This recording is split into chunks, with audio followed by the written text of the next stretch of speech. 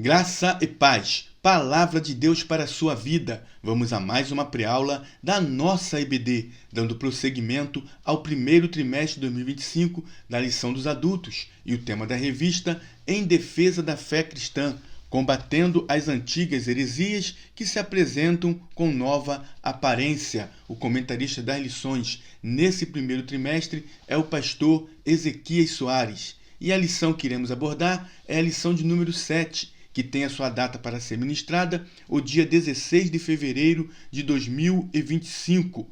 Tema da lição: as naturezas humana e divina de Jesus. Texto áureo: dos quais são os pais, e dos quais é Cristo, segundo a carne, o qual é sobre todos, Deus bendito eternamente. Amém. Carta de Paulo aos Romanos, capítulo 9, versículo 5. Verdade prática: Jesus é o eterno e verdadeiro Deus e, ao mesmo tempo, o verdadeiro homem.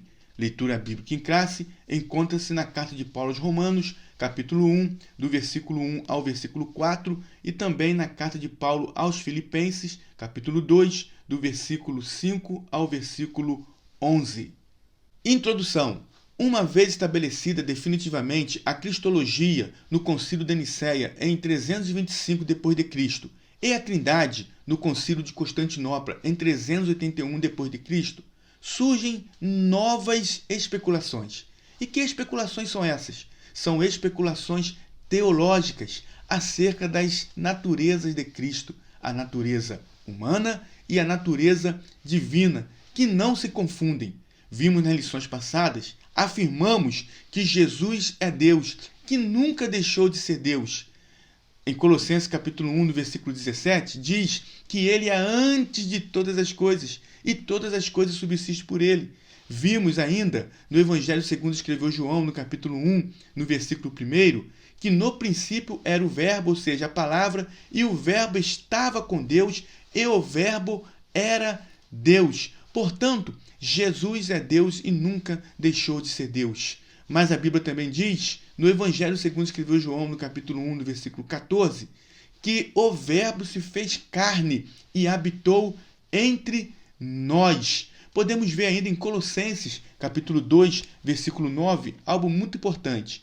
Porque nele habita corporalmente toda a plenitude da divindade, mostrando Jesus 100% homem, 100% Deus, 100% homem, mas sem pecado.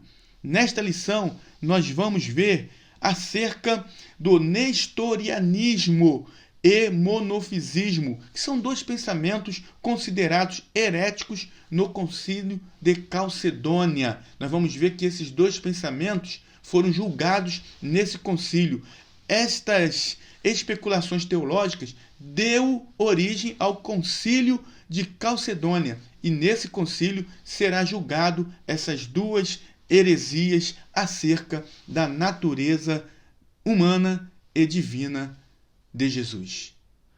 Primeiro tópico: o ensino bíblico da dupla natureza de Jesus. Primeiro subtópico: descendência de Davi segundo a carne. Vamos agora ver alguns versículos da palavra do Senhor que trazem ao mesmo tempo a natureza humana e a natureza divina de Jesus. Vamos ver Romanos capítulo 1, versículo 3. Veja o que diz: acerca de seu filho, que nasceu da descendência de Davi segundo a carne. Ao dizer que Jesus nasceu da descendência de Davi segundo a carne, o apóstolo Paulo está se referindo aos ancestrais de Jesus. E nós podemos ver isso no Evangelho segundo escreveu Mateus, já na introdução do Evangelho, onde traz a genealogia de Jesus. Podemos ver isso também no Evangelho segundo escreveu Lucas, no capítulo 3. Jesus, sim, nasceu em uma família humana, de carne e osso. Ele nasceu, cresceu e vivia entre os judeus. Estamos falando aqui do Jesus histórico, do Jesus humano, 100% homem, o Jesus que chorou, o Jesus que teve sede, que teve fome, o Jesus que teve angústia. A Bíblia diz em Mateus capítulo 26, versículo 38, que ele, Jesus, disse que a sua alma estava triste até a morte. Em João capítulo 11, versículo 35, está lá registrado que Jesus chorou quando na morte de Lázaro.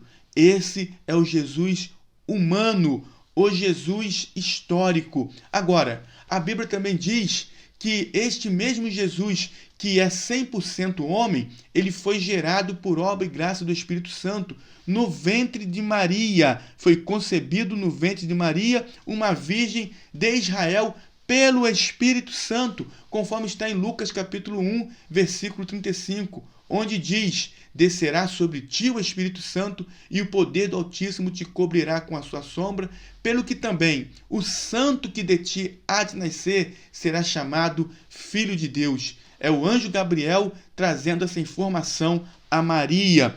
Portanto, nós podemos ver aí o elo humano-divino, as duas naturezas do Senhor Jesus. Segundo subtópico, declarado Filho de Deus em poder. Vimos em Romanos capítulo 1, versículo 3, que Jesus, ele nasceu da descendência de Davi segundo a carne. Agora no versículo 4 diz que ele é declarado Filho de Deus em poder, segundo o Espírito de santificação pela ressurreição dos mortos, Jesus Cristo, nosso Senhor. Essa expressão, declarado Filho de Deus em poder, indica o quê? A divindade do Senhor Jesus Cristo, que logo em seguida é reforçada pelas palavras Jesus Cristo, nosso Senhor. Então, podemos aqui dizer, podemos aqui afirmar que Jesus é 100% homem, 100% Deus. Observe o que está escrito em Romanos capítulo 9, versículo 5. Dos quais são os pais, e dos quais é Cristo, segundo a carne, o qual é sobre todos, Deus bendito eternamente. Amém. Aqui neste versículo de Romanos capítulo 9, versículo 5, o apóstolo Paulo está dizendo que dos judeus veio os pais, ou seja, Abraão, Isaque e Jacó. Dos judeus também veio Cristo, segundo a carne, porque Jesus nasceu segundo a carne, ele nasceu da descendência de Davi. Davi, um judeu, Davi, um israelita, da tribo de Judá. Agora observe algo interessantíssimo, o qual é sobre todos. Agora o apóstolo Paulo está enfatizando a natureza divina de Jesus. Primeiro ele fala acerca da natureza humana, que Jesus ele veio dos israelitas segundo a carne, e agora ele vai falar da natureza divina de Jesus, onde ele diz que Jesus é sobre todos, Deus bendito eternamente. Amém. Então, o Senhor Jesus é um judeu. Sim, ele é um judeu descendente de Israel e, ao mesmo tempo, é o Deus bendito eternamente. É o Verbo que se fez carne e habitou entre nós. Terceiro subtópico, o antigo hino cristológico. Vamos agora à carta de Paulo aos Filipenses, capítulo 2, versículos 5 e 6. Veja o que diz: de sorte que haja em vós o mesmo sentimento que houve também em Cristo Jesus, que, sendo em forma de Deus, não teve por usurpação ser igual a Deus. Observe esta palavra, em forma, sendo em forma de Deus. Esta palavra forma, no grego, é morfê, que indica essência imutável. Jesus jamais deixou de ser Deus. Porém, em seu ministério terreno, ele não usou as prerrogativas da divindade. Agora, vemos ainda neste texto o apóstolo Paulo acentuando a natureza humana de Jesus, nos versículos 7 e 8. Veja o que diz: mas aniquilou-se a si mesmo, tomando a forma de servo, fazendo semelhante aos homens, e achado na forma de homem, humilhou-se a si mesmo, sendo obediente até a morte e morte de cruz. Portanto, o ensino do apóstolo está sendo muito claro quanto às naturezas humanas e divina em uma só pessoa. Segundo tópico, as heresias contra o ensino bíblico da dupla natureza de Jesus. Primeiro subtópico, quem foi Nestório? Nascido em Antioquia, Nestório era um erudito e também era um bispo na cidade de Constantinopla entre os anos 428 e 431 d.C. Nestório fez oposição. Ele refutou as ideias de um outro bispo, o bispo Cirilo de Alexandria. O bispo Cirilo, ele deu um título a Maria, como sendo ela mãe de Deus. Nestório, ele refutava essa ideia de Cirilo, dizendo que Maria não poderia ser mãe de Deus porque Deus é eterno. Sendo assim, ele é um ser incriado. Ele não tem princípio e nem fim. Veja o que diz o Salmo 90, versículo 2. Antes que os montes nascessem, ou que tu formasses a terra e o mundo, sim, de eternidade a eternidade, tu és Deus. Portanto, Deus é eterno. Maria foi mãe do Jesus, homem, e não do Logos. Nestório se opôs, refutou veementemente a ideia de Cirilo. Porém, apesar de estar biblicamente e teologicamente correta a defesa de Nestório quanto à ideia de Cirilo, esta defesa não teve êxito. Por quê? Porque o termo mãe de Deus de Cirilo estava tão já enraizado que impediu o êxito do termo e da explicação de Nestório. E embora Nestório tenha feito uma oposição a Cirilo, mais adiante ele foi acusado de ser herege quanto às naturezas humana e divina de Jesus. Vamos agora ao segundo subtópico. Segundo subtópico, nestorianismo. O que defendia o nestorianismo? Qual era o pensamento nestoriano com respeito às duas naturezas de Cristo, a natureza humana e a natureza divina? Segundo o pensamento nestoriano, com respeito às duas naturezas de Cristo, tanto a natureza humana quanto a natureza divina eram duas pessoas, e é aí que ele foi acusado como herege. E para validar esta heresia, eles buscaram em Gênesis capítulo 2, versículo 24, um meio de dar base a esse pensamento. Em Gênesis 2, 24, diz que deixará o homem seu pai e sua mãe e se unirá à sua mulher, e serão ambos uma só carne. Então eles pegam esse texto para validar esta heresia. Essa alegada afirmação nestoriana foi considerada heresia pelo Concílio de Éfeso em 431 d.C. Nestório foi condenado e foi também declarado herege e foi enviado para o exílio pelo imperador. Terceiro subtópico, monofisismo. O termo vem de duas palavras gregas, monós, que significa único, e physis, que significa natureza. O principal defensor desta doutrina herética é Eutico, também conhecido como Eutique. E esta doutrina herética, esta heresia, afirma que as duas naturezas de Cristo, a natureza humana e a natureza divina, são fundidas em uma só natureza amalgamada. Esta palavra amalgamar significa unir, fundir, misturar, mas aqui o sentido não é de unir, não se trata de união, mas de mistura, de fundição, de fusão. Assim seria uma só natureza híbrida, nem totalmente Deus e nem totalmente homem. Observe o perigo desta heresia. Para que possamos entender melhor, o pastor Ezequiel Soares traz duas ilustrações, a ilustração do bronze e a ilustração da cor verde. Quanto à ilustração do bronze, ele diz que o bronze é uma liga de cobre e estanho, de modo que nem é cobre e nem estanho, mas outro metal. Agora, quanto à cor verde, é uma mistura das cores azul e amarela. Se você pegar uma cor azul e misturar com a cor amarela, vai formar a cor verde. Então observe que o verde não é azul e nem amarelo. Da mesma forma, de acordo com Eutico, as naturezas de Cristo não são divina nem humana. Isso é um perigo. E precisamos refutar. A Bíblia nos traz a resposta quanto a isso.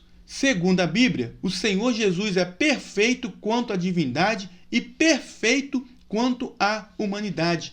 Nós já fizemos menção aqui de Romanos 9, versículo 5, e vamos ler novamente, está no nosso texto áureo, que diz assim: dos quais são os pais, e dos quais é Cristo, segundo a carne, ou seja, aqui está a natureza humana de Cristo, o qual é sobre todos, Deus bendito eternamente. Aqui está a natureza divina de Cristo.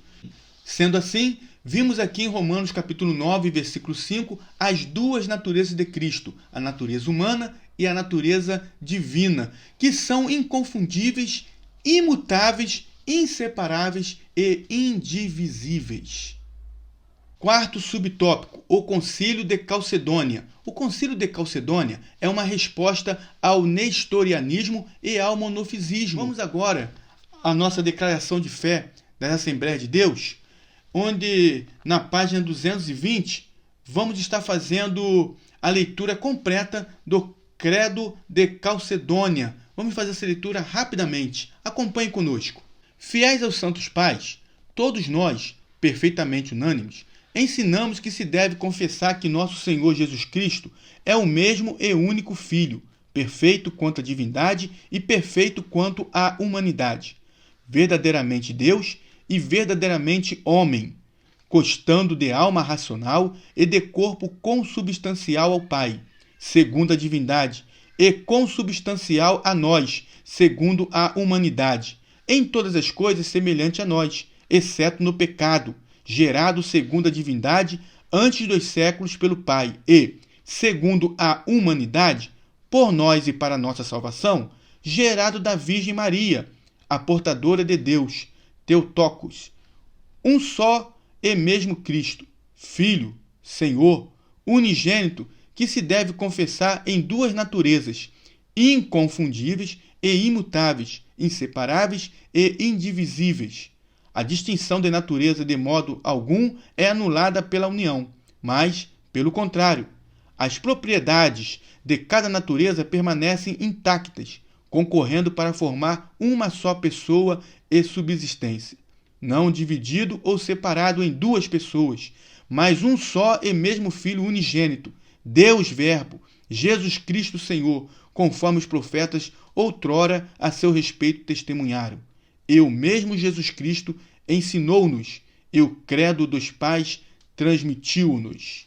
Terceiro tópico, o perigo dessas heresias na atualidade. Primeiro subtópico, os monofisitas. Quando a doutrina monofisista foi rejeitada juntamente com o nestorianismo, e isso nós vimos no tópico anterior, onde o nestorianismo foi rejeitado no Concílio de Éfeso e o monofisismo foi rejeitado no Concílio da Calcedônia, onde ali eles foram julgados e condenados e foram declarados como hereges. Com essa declaração, com esse julgamento, houve também reação. Jacó Baradeus, ele não aceitou a decisão dos concílios, ele rejeitou a decisão dos concílios quanto a esses movimentos hereges. E por isso essas heresias ainda estão por aí. Quem era Jacó Baradeus? Um monge sírio que liderou o grupo monofisista e preservou a tradição sírio-monofisista conhecida como tradição jacobita. Ele e seus seguidores rejeitaram a decisão do Concílio de Calcedônia. E quem são esses hoje? Quem são eles hoje? São as igrejas ortodoxas, cópticas, armênia, abissínia e jacobitas. Portanto, precisamos estar atentos, porque esta heresia do monofisismo ainda está presente nestas igrejas. E precisamos, então, conhecer a tradição cristã, a cristologia, a tradição cristã dessas igrejas para saber como responder a seus questionamentos. É isso que o comentarista coloca aqui para que possamos ter como uma observação. Porque conhecendo os seus questionamentos, nós podemos respondê-los com mansidão, com temperança, apresentando a razão da nossa fé. E para apresentarmos a razão da nossa fé, precisamos conhecer como que é o pensamento desses que defendem tal heresia e refutá-las pela palavra de Deus. Para isso também é necessário, irmãos, que tenhamos conhecimento profundo das Sagradas Escrituras, que possamos conhecer as doutrinas bíblicas essenciais, que possamos nos aprofundar nas doutrinas da palavra de Deus, que possamos nos aprofundar na teontologia, na amartiologia, na cristologia, na pneumagiologia, enfim, que possamos estar nos aprofundando na soteriologia, que é a doutrina da salvação, para que possamos ter subsídios, para que possamos ter conhecimento bíblico, a fim de refutar essas heresias que estão por aí. Que possamos estar atentos e preparados para responder com mansidão e temor à razão da nossa fé. Segundo subtópico, o quenoticismo. Um outro perigo dessas heresias na atualidade é o quenoticismo. A doutrina quenótica afirma que Jesus, observe bem, irmãos, ela afirma que Jesus, enquanto esteve na terra, esvaziou-se a si mesmo dos atributos divinos. Não podemos aceitar esse pensamento. Precisamos refutar com veemência, porque entendemos pela palavra de Deus que sem atributos divinos, Jesus é menos que Deus. E Jesus nunca deixou de ser Deus. Agora, o kenosis é o esvaziamento de Cristo. Nós entendemos pela palavra do Senhor que ao encarnar-se, Jesus não se esvaziou de sua divindade, e sim de sua glória. Jesus abriu mão de sua glória celeste, conforme está escrito em João capítulo 17, versículo 5, onde o próprio Jesus reivindica novamente ter a glória que ele tinha com o Pai. Veja o que Jesus diz na oração sacerdotal que está registrada em João capítulo 17, versículo 5. E agora, glorifica-me tu, ó Pai, junto de ti mesmo, com aquela glória que tinha contigo antes que o mundo existisse. Então Jesus está aqui reivindicando aquela glória que ele abriu mão para se fazer um como nós. 100% homem, 100% Deus, 100% homem, mas sem pecado. E ele jamais, nunca deixou de ser Deus. Jesus revelou a sua divindade enquanto esteve na terra. Ele agiu como Deus, pois perdoou pecados. Jesus certa vez disse a um homem que estava paralítico, Jesus disse para ele: perdoados estão os teus pecados. Isso está em Marcos capítulo 2. Marcos capítulo 2, no versículo 5 a 7. Veja o que diz. E Jesus, vendo-lhes a fé, disse ao paralítico: filho, perdoados estão os teus pecados. E estavam ali sentados alguns dos escribas, que arrazoavam em seu coração, dizendo: por que diz este assim blasfêmias? Quem pode perdoar pecados senão Deus? E Jesus, conhecendo logo em seu espírito que assim arrazoavam entre si, lhes disse: por que arrazoais sobre estas coisas em vosso coração? Qual é mais fácil? Dizer ao paralítico: estão perdoados os teus pecados? Ou dizer-lhe: levanta-te e toma o teu leito e anda? Ora, para que saibais que o Filho do Homem tem na terra poder para perdoar pecados, disse ao paralítico: a ti te digo, levanta-te e toma o teu leito e vai para a tua casa. Versículo 12. E levantou-se e, tomando logo o leito, saiu em presença de todos, de sorte que todos se admiraram e glorificaram a Deus, dizendo: nunca tal vimos. Jesus também, enquanto esteve aqui na terra, revelou a sua divindade recebendo adoração. Certa vez, um leproso se aproximou diante de Jesus, prostrou-se diante de seus pés e disse para o Senhor Jesus: se quiseres, pode tornar-me limpo. Jesus disse: quero. E quando Jesus tocou aquele leproso, ele ficou curado.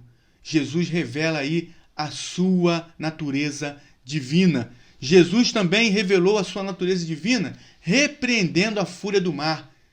Mar, aquieta-te. Então observe que Jesus, ele, enquanto homem na terra, ele revelou também a sua natureza divina, agindo como Deus. Aleluia! Jesus, como homem, nunca deixou de ser Deus. Por esta razão, não aceitamos a doutrina quenótica. Terceiro subtópico, mariolatria. É um pensamento antibíblico que se desenvolveu numa teologia e permanece até hoje por conta de sua popularidade. Agora o comentarista coloca uma observação, e é bom fazermos menção dessa observação. Com isso, aprendemos que o que parece certo e a escolha popular nem sempre representa a verdade. Conclusão: o Concílio de Calcedônia, em 451, reafirma os dois concílios anteriores, o de Nicéia, em 325, e o de Constantinopla, em 381, ratificando os credos produzidos por esses conclaves gerais e estabeleceu definitivamente as duas naturezas de Cristo. A melhor maneira de se proteger dessas e de outras heresias é conhecer bem no que acreditamos, os ensinos oficiais de nossa igreja e seus respectivos fundamentos bíblicos. Isso serve como nosso referencial quando nos deparamos com doutrinas inadequadas. Como já dissemos, é necessário conhecermos as doutrinas essenciais da fé cristã.